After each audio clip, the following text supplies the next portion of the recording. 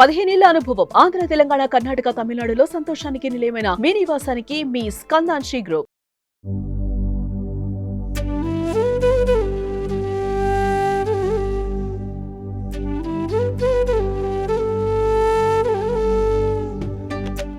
మురళీమోహన్ గారు వారు ఒక వ్యక్తి కాదండి, ఒక వ్యవస్థ. వారు యొక్క జీవితంలో విజయం, హుందాతనం, మంచితనం, విజయం, ఈ మూడు పదాలకి ఒక మనిషి రూపం కల్పిస్తే అది శ్రీ మురళీమోహన్ గారండి. ఆహార విహారాల్లో వారి నియమబద్ధమైన జీవితం, ప్రణాళికాబద్ధమైన కార్యాచరణ వారి విజయ రహస్యాన్ని చెప్పి నేను విశ్వసిస్తున్నాను సార్. నాకు ఈ చిన్న అవకాశం ఇచ్చిన మీ అందరికీ కూడా నా కృతజ్ఞతలు తెలుపుకుంటాను సార్.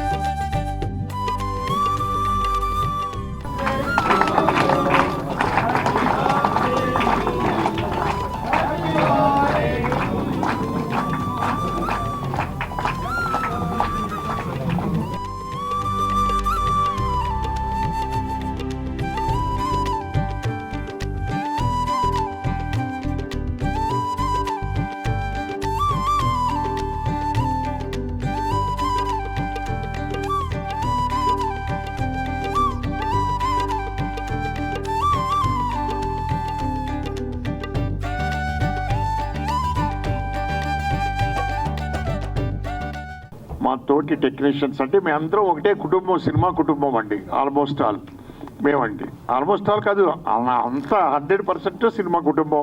అందరికీ కూడా నమస్కారం తెలియపరుస్తూ ముందుగా మా మురళీమోహన్ గారికి హ్యాపీ బర్త్డే అండి. Wish you many many happy returns of the day sir. మేము ఈ పండుగ చూస్తే నాకు గుర్తుకేమొచ్చిందో తెలుసా? మా గురువు గారు బర్త్డే పండుగ గుర్తుకొచ్చిందని నాకు నిజంగా కూడా. ఈరోజు వీరిని నేను డొక్కా సీతమ్మ యూనిట్ని ఎంత అప్రిషియేట్ చేస్తున్నానంటే, ఈరోజు ఒక మురళీమోహన్ గారికి బర్త్డే ఫంక్షన్ పెట్టి ఇక్కడ మమ్మల్ని అందరినీ పిలిచి మాట్లాడిస్తూ వారిని అభినందించేలా చేశారు అంటే నిజంగా వారికి నేను నా కృతజ్ఞత తెలియపరుచుకుంటున్నాను. గ్రేట్ సార్ ఇది నిజంగా కూడా. ఇకపోతే మురళీమోహన్ గారు ఇందాక ప్రోమో చూసారు, అది poster, Dokka Seethamma poster opening launch అయ్యింది. వీరు ఒక అరుదైన సినిమా డొక్కా సీతమ్మ. మేము చదువుకునే రోజుల్లో డొక్కా సీతమ్మ అనే పేర్లు విన్నాం బాగాను, అప్పటి నుంచి విన్నాం మేమండి. అది పాపులర్ నేమ్. దాని మీద మీరు సినిమా తీస్తున్నారంటే చాలా అద్భుతమైన సినిమా తీస్తున్నారు మీరు. నిజంగా మీ అందరికీ కూడా, యూనిట్ అందరికీ కూడా కంగ్రాట్స్ తెలుపుతూ అది అత్యద్భుతమైనటువంటి సక్సెస్ కావాలని, మీకు మంచి పేరు రావాలని కోరుకుంటున్నాను. ఇకపోతే మా మురళీమోహన్ గారు, నేను ఇండస్ట్రీకి వచ్చినప్పటి నుంచి ఆల్మోస్ట్ ఆల్ ఈ రోజు వరకు కూడా ఇండస్ట్రీలో ఇద్దరు పేర్లే వినిపిస్తూ ఉంటాయండి. మంచితనంలో కానీ, క్రమశిక్షణలో కానీ, ఒక డెడికేషన్లో కానీ కృష్ణ గారు, మురళీమోహన్ గారు. నేను ఎందుకు అప్పటి నుంచి అసిస్టెంట్ డైరెక్టర్గా ఉన్నప్పటి నుంచి నేను ఈ రెండు పేర్లు వింటానే ఉన్నాను నేనండి. మురళీమోహన్ గారు, కృష్ణ గారు, మురళీమోహన్ గారు, కృష్ణ గారు, మురళీమోహన్ గారు అనండి. It is a great thing అండి. ఒక్కోసారి కొంతకాలం అయిన తర్వాత మరుగున పడిపోవచ్చు, కానీ మరుగున పడలేదు. ఈ రోజు వరకు వింటున్నాను నేను అది. మరి ఈరోజు అయింది 86 అండి, 86లో అడుగు పెడుతున్న మురళీమోహన్ గారు పేరు ఇంకా మీకు ఇండస్ట్రీలో వినిపిస్తుందంటే ఆయన మంచితనం కానీ, క్రమశిక్షణ కానీ, డెడికేషన్ కానీ గ్రేట్ అండి. అసలు మా గురువు గారు ఎంత లైక్ చేసేవారంటే దాసనారాయణరావు గారు మురళి అని పిలిచేవారండి. మేమందరం మురళీమోహన్ గారు అనుకుంటే తప్పదు. అది మురళి అని ఎంత ఆప్యాయంగా ఆయన కొడుకును పిలిచినట్టు పిలిచేవారండి ఆయన దాసర్ గారు. ఎప్పుడైనా చాలా ఫోన్లు ఆయనకి పర్సనల్గా చేసేవారు కూడా గురువు గారు, దాసర్ గారు అంత లైక్ చేసేవారు గురువు గారు మురళీమోహన్ గారిని. మురళీమోహన్ గారిలో ఉన్న గొప్ప విశేషం ఏంటంటే ఆయన గురువు గారితో చాలా సన్నిహితం ఏర్పడింది. మొట్టమొదట అట్లూరి పూర్ణచంద్ర గారు కదండి, అట్లూరి పూర్ణచంద్రరావు గారు, వారిని కూడా మర్చిపోకుండా మురళీమోహన్ గారు ప్రతి సభలోనూ ఆయన చెప్తూ ఉంటారు ఆయన పేరునండి. ఈ రోజుల్లో ఎవరున్నారండి నన్ను ఈయన ఇండస్ట్రీకి పరిచయం చేసిన వ్యక్తి పలానా వ్యక్తి అని ఎవరు చెప్తారు? ఎవరు చెప్పరండి. ఫేమ్లో ఉంటే చెప్తారు. అవును ఏమండో పలానా వ్యక్తిని ఉండండి అని చెప్తారు. బట్ పేరు మరుగున పడిన తర్వాత ఎవరు చెప్పరు. బట్ ఆ గొప్పతనం మురళీమోహన్ గారిలో ఉందండి. అట్లూరు పూర్ణచంద్ర గారి పేరు ఎప్పుడూ మెన్షన్ చేస్తారు, మా గురువు గారి పేరు ఎప్పుడూ మెన్షన్ చేస్తారు ఆయనండి. ఆయన గురువు గారి దగ్గర పనిచేయడమే కాదు, వర్క్ చేయడమే కాదు, చాలా సినిమాలు, నేను అసిస్టెంట్ డైరెక్టర్గా చాలా సినిమాలు చేశానండి. ఓ మనిషి తిరుగు చూడు అనే సినిమా ఒకటి. అలాగే ఇండస్ట్రీలో ఇంకొక వ్యక్తి మురళీమోహన్ గారిని బాగా లైక్ చేసేవారు, క్రీస్తు శేషులు విజయ్ బాపిరెడ్డి గారు కదండి. చాలా అత్యద్భుతంగా లైక్ చేసేవారు మురళీమోహన్ గారు అంటేనండి. ఆయన మురళీమోహన్ గారిని ఎవరు లైక్ చేయరండి, ఎవరైనా లైక్ చేస్తారు. ఇప్పటికి ఇందాక ప్రభు చెప్పారు, ఇందాక ప్రభు గారు మొత్తం విషయాలన్నీ చెప్పేశారు. ఆయన మొత్తం మురళీమోహన్ గారితో చెప్పడానికి ఏమీ లేవు. మీ కుటుంబానికి ఆ భగవంతుడు ఆరోగ్యాలను ప్రసాదించాలని కోరుకుంటూ సెలవు తీసుకుంటాను. Thank you very much sir. Media మిత్రులందరికీ నమస్కారం, వేదిక మీద ఉన్న పెద్దలందరికీ నమస్కారం. డొక్కా సీతమ్మ గారి సినిమా నిర్మాతలు మురళీమోహన్ గారు సెలబ్రేషన్ చేస్తూ 2 రోజుల కింద నాకు ఫోన్ చేసి చెప్పారు, మీరు రావాలండి ఫంక్షన్కి అని.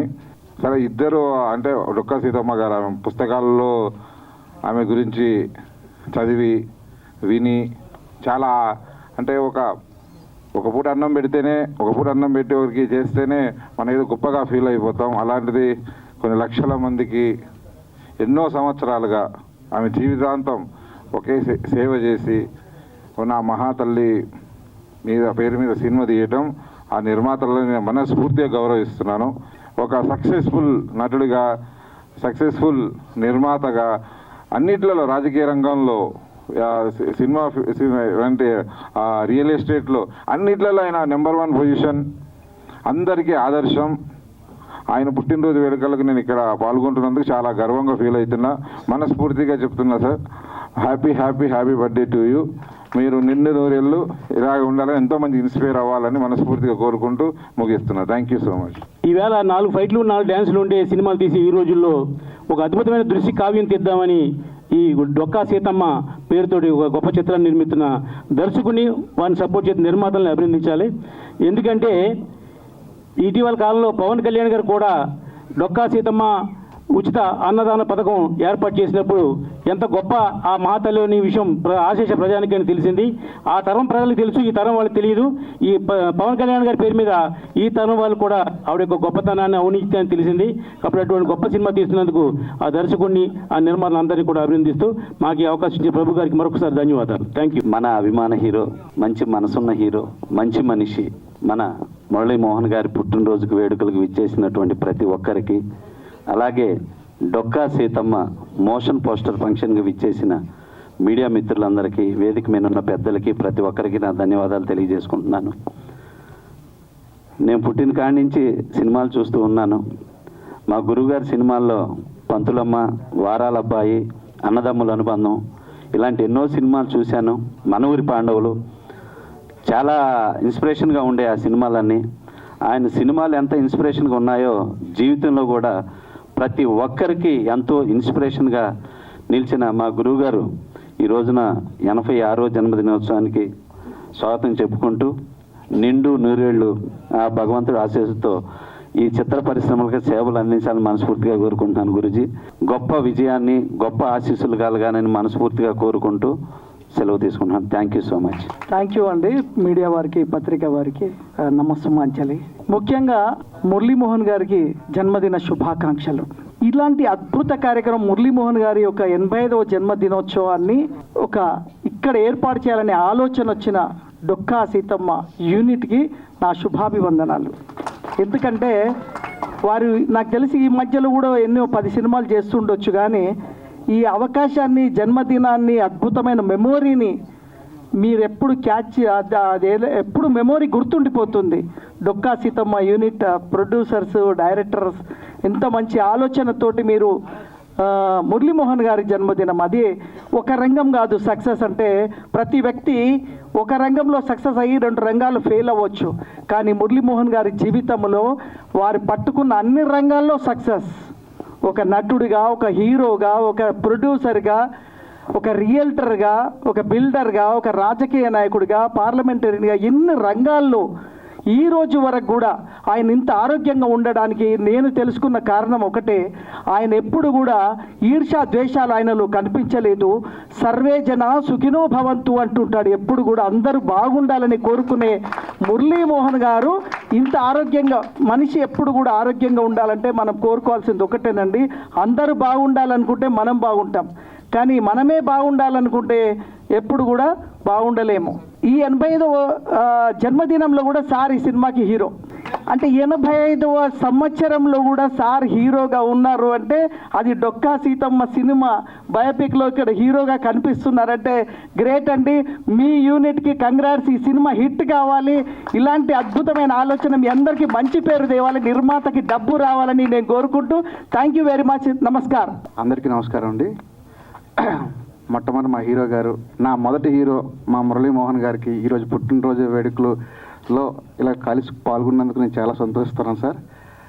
నాకు ఈ సినిమా చెయ్యాలన్న థాట్స్ అలాగున్నప్పుడు కూడా ఈ జోగన్న గారి క్యారెక్టర్ మురళీమోహన్ సార్ గారు చేస్తే బాగుంటుందనే ఉద్దేశంతో మొట్టమొదటి సార్ దగ్గరికి వెళ్ళి నేను ఆ కథ చెప్పగానే ఆ రోజు నుంచి ఈ రోజు వరకు కూడా నన్ను ఏ సందర్భంలో కూడా నాకు ఎప్పుడు కూడా డిసప్పాయింట్ చేయకుండా సహకరిస్తూ సపోర్ట్ చేస్తూ ఉన్నారు. ఈ సినిమా ఎంతగా ముందుకెళ్తుందంటే కారణం ఒక్క మా మురళీమోహన్ గారే సార్. మీకు సభాపూర్వకంగా మీకు థ్యాంక్స్ చెప్తున్నాను సార్.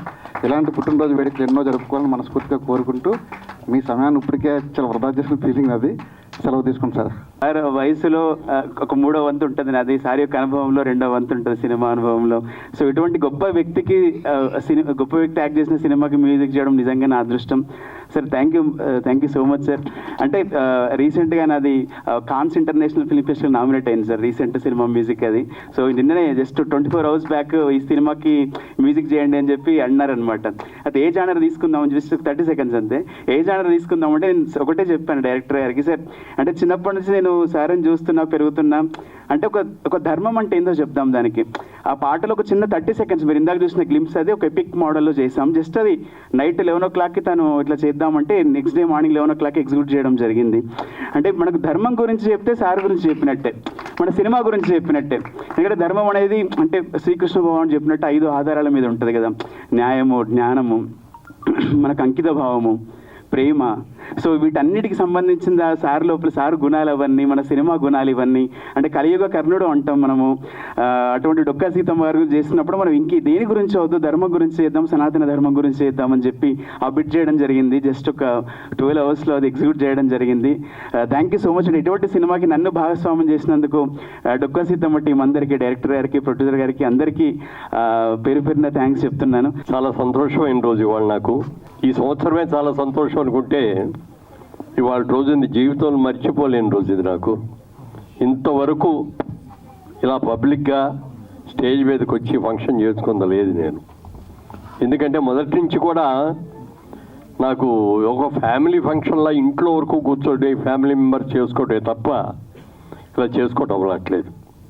మెడ్రాస్లో ఉన్నప్పటి నుంచి కూడా ఆ రోజు హీరోలుగా వేసే రోజుల్లో కూడా జన్మదినం అని జరుపుకోకుండా అక్కడున్న బాయ్స్ హాస్టల్స్కి, గర్ల్స్ హాస్టల్కి, లేకపోతే డిజేబిలిటీ ఉన్న వాళ్ళకి, మెంటల్లీ రిటార్డెడ్ పీపుల్కి వాళ్ళ స్కూల్స్ ఉంటే ఆ స్కూల్స్లోకి వెళ్ళి వాళ్ళందరి మధ్యలో వాళ్ళందరికీ కూడా భోజనం పెట్టి వాళ్ళతో కలిసి కూర్చొని భోజనం చేయడం అనేది నాకు అలవాటు. మా ఇంట్లో ఎవరికి ఏ జరిగిందో కూడా అదే చేస్తాం. ముఖ్యంగా ఈ నెలలో చూసుకుంటే జూన్ 6వ తారీఖున మా నాన్నగారిది అమ్మగారిది పుట్టినరోజు ఫంక్షన్ చేసాం ఇక్కడే బ్లైండ్ స్కూల్లో. అలాగే 13వ తారీఖు 17వ తారీఖు వచ్చేప్పటికి మా మనవరాలి బర్త్డే, అది అక్కడే చేసాం. 19వ తారీఖు మా మ్యారేజ్ డే, అది అక్కడే చేసాం. ఇవాళ నా పుట్టినరోజు, ఇవాళ కూడా అక్కడే. ఈ అన్ని రోజులు కూడా అక్కడే ఎందుకు చేస్తున్నాం, మీరు ఘనంగా చేసుకోవచ్చు కదా అంటారు. ఘనంగా చేసి ఖర్చు పెట్టి చేసేదానికంటే అది ఆకలిగా ఉన్న వాళ్ళకి, మరి సమాజంలో ఇబ్బంది పడుతున్న వాళ్ళకి, దేవుడు సృష్టిలో కొంతమందిని బ్రహ్మాండంగా పుట్టిస్తే కొంతమందిని అంగవైకల్యంతో పుట్టించడమో, లేకపోతే విజువల్ బ్లైండ్నెస్ ఉండటమో, ఇట్లాంటి వాళ్ళు ఎంతోమంది ఉన్నారు. వాళ్ళందరి మధ్యలో కూర్చొని భోజనం చేస్తే ఎంత బాగుంటుంది అనేది నా కోరిక.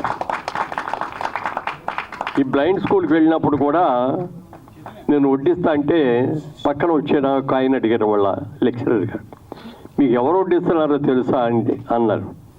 తెలుసండి అన్న. మురళీమోహన్ గారు అని చెప్పారు ఆయన.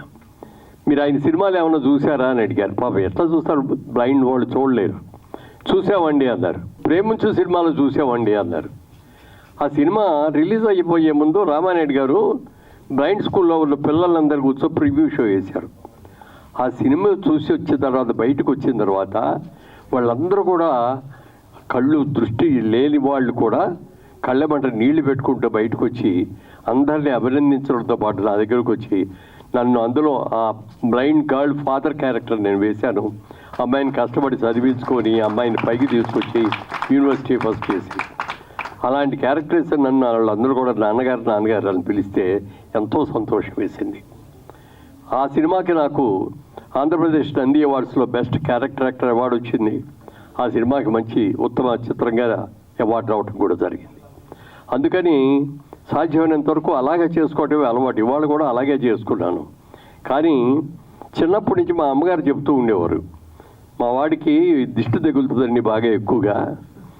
పండగ వచ్చిందనో లేకపోతే పుట్టినరోజు వచ్చిందనో కొత్త బట్టలు వేసి ఆవిడే తలదువ్వేవారు. చిన్నప్పుడు తలదువ్వి అట్లా బజార్కి పంపిస్తే ఇల్లు వచ్చేటప్పటికి జ్వరం రావటం, దగ్గు రావటం, నీరసం రావటం వచ్చేది. అందుకే నేను బయటికి పంపడం, కూర్చో ఇంట్లోనే ఉండు అని. అప్పుడు ఆవిడ దిష్టి తీసి మళ్ళీ ఏదో భోజనం పెట్టి అట్లా కూర్చోబెడితే తగ్గేది. యాక్చువల్గా మొన్న 3 రోజుల క్రితం మా ఈ 3 సందర్భాలు కలిపి ఒక ఫంక్షన్ చేశారు మా అబ్బాయి అమ్మాయి. అది మేము చేసే ఫంక్షన్ కాదు, మా పిల్లలు చేయాల్సిన ఫంక్షన్. ఎందుకంటే 60 సంవత్సరాల వైవాహిక జీవితం అయింది మాది. నేను మా ఆవిడ పెళ్లి చేసుకొని 60 ఏళ్ళు అయింది. ఇప్పటికి 60 ఏళ్ళు అయిన సందర్భంగా అలాగే మేమిద్దరం కూడా 1000 పౌర్ణములు చూసాం. 1000 పౌర్ణాలు చేస్తున్నటువంటివి అమ్మా నాన్నగా, అలాగే ఇవాళ నా పుట్టినరోజు, ఈ 3 సందర్భాలను కలిసి ఆ రోజున ఫంక్షన్ చేశారు 3 రోజుల క్రితం. బాగా జరిగింది. చాలామంది మిత్రులు ఆత్మీయులు వచ్చారు. కానీ అందరినీ పిలవలేకపోయాను. అక్కడ ఉన్న పరిమితి మూలంగా లిమిటెడ్గానే పిలిచాం. ఆ రోజున వచ్చిన తర్వాత ఇప్పుడు రాత్రి బాగానే ఉన్నాను. నెక్స్ట్ డే మార్నింగ్ లేచేటప్పటికి ఒళ్ళంతా నొప్పులు, జ్వరము ఇవన్నీ వచ్చేసి ఆ రోజు అక్కడే అన్నారు కొంతమంది, బాబు ఏమండి మీరు ఇంటికి వెళ్ళగానే దిష్టి తీయించుకోండి 4-5 చెప్పారు ఇదే మాట. ఇంకా ఇప్పుడు ఎవరు దిష్టి కొడతారు లేవే, ఆ దిష్టి కొట్టే రోజులు పోయి లేరుకున్నాయి. నిన్నంతా జ్వరంతో పడుకున్నా. ఇవాళ రోజులన్నా బ్లైండ్ స్కూల్కి వెళ్దాం, అక్కడికి వెళ్ళి వడ్డించాలి మనం అని అనుకుంటే మార్నింగ్ నుంచి మోషన్స్ పట్టుకున్నాయి. ఈయన చెప్పారు, వీరికి కూడా రాము చెప్పయ్యా డైరెక్టర్ గారికి, వాళ్ళకి ప్రొడ్యూసర్లకి, నేను రాలేకపోతున్నానండి అండి, మీకోసం చేస్తున్నారండి, బర్త్డే ఫంక్షన్ చేస్తున్నారండి, మీరు రాకపోతే బాగోదండి, ఒక అరగంట ఉండేలాంటి అంటే సరే అని ఓపిక చేసుకొని వచ్చాను. వచ్చే ముందు కూడా ట్యాబ్లెట్ ఒకటి వేసుకొని మళ్ళీ ఎమర్జెన్సీ రాకుండా అటు పరిగెత్తే పని లేకుండా వచ్చాను. ఇవన్నీ ఎందుకు చెప్తున్నానంటే ప్రజలకి నా మీద ఉన్న ప్రేమే. దిష్టి అనేది ఎవరికి పడితే అడిగి దిష్టి తగలదండి. ఓ ప్రేమించిన వాడికి, ఒక మంచి వాడికి, మన ఆత్మీయుడిగా అనుకున్న వాళ్ళే దిష్టి తగులుతుంది. సరే కొంతమంది దిష్టితో కళ్ళతో చూసి వాళ్ళు ఉంటారు, నల్లరాయి కూడా పగిలిపోతుంది అంటారు దిష్టికి. అలా నల్లరాయిని కాపోకపోయినా మరి ఈ విధంగా మళ్ళీ ఆరోగ్యంగా మీ ముందు చూడటం అనేది నాకు చాలా సంతోషంగా ఉంది. ఇవాళ జరుగుతున్న ఇంతవరకు సినిమా ఇండస్ట్రీలో 350 సినిమాలు చేశాను. ఎప్పుడు ఇలా వేదిక మీద నా బొమ్మ వేసి ఇలా జరగడం ఇదే ఫస్ట్ టైం.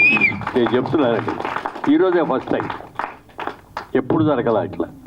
అలాంటి చిన్న నిర్మాతలైనా చాలా ప్రేమతో, అభిమానంతో ఇది చేసినందుకు మనస్ఫూర్తిగా వారిని అందరినీ కూడా అభినందిస్తున్నాను.